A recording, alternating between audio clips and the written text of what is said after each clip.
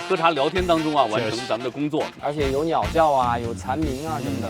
它这个设计的好奇妙啊！成都的这种文化是我们叫可疏可卷。我在澳洲是不敢，每次走的时候要回头看看。放东西有梗，从现在杯。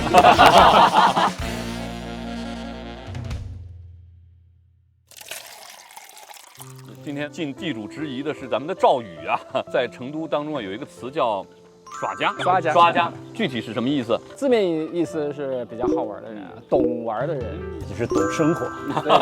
这个一语中的啊。其实现在这个茶楼啊、茶府应该是遍布大街小巷，对吧？但是最地道的、最传统的这个成都喝茶，还是喝这个盖碗茶，学名应该叫三才盖碗。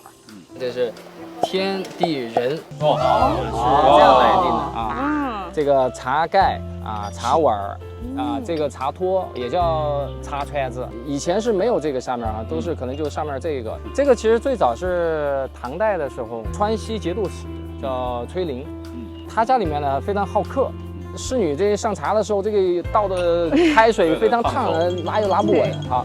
崔林的女儿就发明了一个茶托，但最早茶托没有这个眼儿啊，它是平的啊。然后呢，这个放在上面就是稍微好端一点，但喝的时候呢又容易倾倒出来。他就在中间点了一圈蜡，点了蜡以后再把这个放上去，哎，就比较稳了。最后这个蜡发展成了漆器，然后最后又发展成了这个茶托、茶船子啊。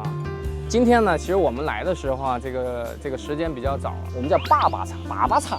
一般坝坝茶里面人这个是非常多的，而且有鸟叫啊，有蝉鸣啊什么的，所以人声鼎沸的时候，坐满的时候，根本你说话是没人听得到的啊。所以你要用一些暗语。这个茶喝完以后，你把这个茶盖放在这儿，就说明要让人来给你掺水加水啊，就这样放就行了啊。有时候我要上个厕所啊，我又是一个人，也没帮我看，我就拿一个东西来放在这上面。比如说我拿一个瓜子我放这里面这个说明不要收我的杯子我就可以去上洗手间，我去打个电话啥的放最多的就是一个是瓜子，还有一个就是这个古时候放这个树叶的比较多放树叶一般都是放铜钱什么的，但放铜钱有可能铜钱没小辈了。还有一个这个以前这个叫袍哥文化，如果是这样放的话，就是比如说我今天没带钱你给我记账，我就走了你就这样放就那个时候没有移动支付，对，没有移动支付，你没带现金，没办法扫二维码。它这个设计的好奇妙啊！对，你看它不会掉，对，很稳。哇！然后包括刚才你看这种说法比如说我这样放，说明我这杯茶喝白了，你来给我换茶叶那如果你这杯茶喝完了以后呢，我这个就就放在这个里面它就可以收走了。有讲究的，有讲究的。一般我们喝这个盖碗茶还有一些这个配的糕点会有茶点有些茶点有茶点。好，那我们就来上一下茶点，品尝一下。它是很丰富的，各种这个品种9宫格。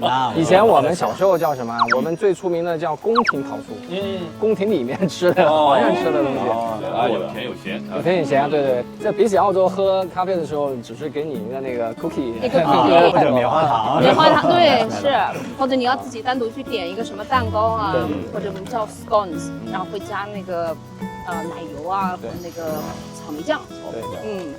你像这边的种类特别多，比如说你在澳洲在海外的话，你要点一个蛋糕，你一个人吃不完，但这个就很少，一样又很多，对，什么都能品尝到，品尝一下。是一般闲来无事可以在成都茶馆里坐一天吗？如果愿意的话，可以的。就成都的这种文化是我们叫可疏可卷，就今天我要加班，我可以加到晚上12点。我今天要轻松，我可以一天都在外面喝茶。不然的话，我们会想到是不是一个咖啡馆，一个什么地方，是吧？对，像我们澳洲也是，就是成都的一个茶馆，就跟我们墨尔本的咖啡馆一样的。在这个茶铺里面现在不光是喝茶你到了这个饭点的时候。可以点什么凉面年糕凉粉不光是这种，其实离茶馆不远的地方周围其实有很多吃的。尤其是好多他在巷子里面的来旅游的朋友很难找到，一定要问当地人。对，我个人最喜欢的是那个钵钵鸡，其实就是冷串儿，他把各种有肉有菜串成一串一串，然后放在，但是它不是烤的，它是已经熟的，然后泡在那个冷锅的油里面。对，油里面。这个什么时候到王老师去，我们去尝一下哈。没问题，没问题。其实成都人特别好吃，我觉得啊。哎，这个我也发现了。经常我们会为了一个吃的，我们开车什么1-2个小时，或者排队1-2个小时，特别舍得排队。而且现在排队其实也特别的便利。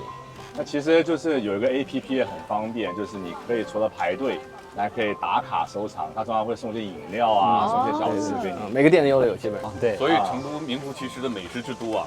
在澳洲也是会去不同的地方去打卡，但唯一的我觉得就是我们那边关的有点早，有可能你只能去一家，但是在成都你可以去好几家，对，特别是我们就是去商场啊玩什么的，大概除了周4和周5会关的比较晚一些，大部分都是5点半就关门了。对。但是呢，那个时候呢，就有可能会去一个什么唐人街啊，特别是晚餐宵夜就去那边，对，但其他的区就没有。我记得之前在德国的时候，它整个星期天的这个商场都是不开门的，他们星期天就只能比如说出去骑车，是不是我们现在这边也很流行骑车？对，哦，成都好像天府绿道，整整100公里。近一来成都还没有去这个感受过成都的夜生活吧？我前几天就是晚上走的时候呢，是灯火通明，对，太漂亮了。然后大概是11点，所有的店都还开门。真是刚开始。对。我们那边的话都已经就是没有什么，除非你去 CBD 那边。一个是你不需要担心这个末班车的问题，因为网约车什么的很方便，真的方便。然后想品点酒的话，叫代驾也是直接 APP 可以。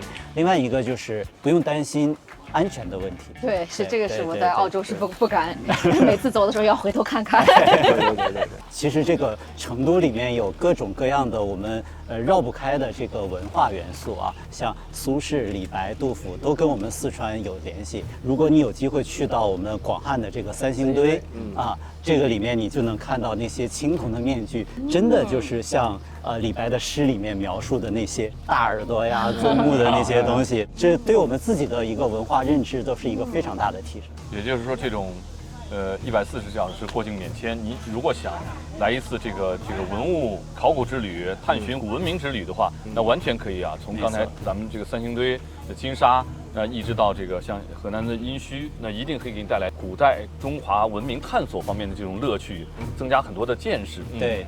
咱们谈了这么多啊，我非常羡慕咱们四川的朋友这种安逸啊、巴适、豪耍的这种生活方式啊，在个人的这个无论是事业还是生活的发展当中啊，感觉特别好啊，谈笑当中啊就完成了工作这种感觉啊。